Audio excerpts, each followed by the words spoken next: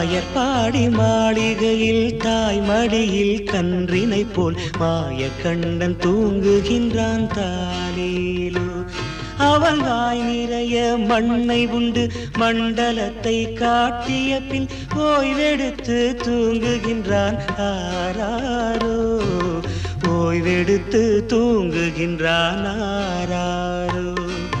ஆயர்பாடி மாளிகையில் தாய் மடியில் கன்றினை போல் மாய கண்ணன் தூங்குகின்றான் தாலேலோ.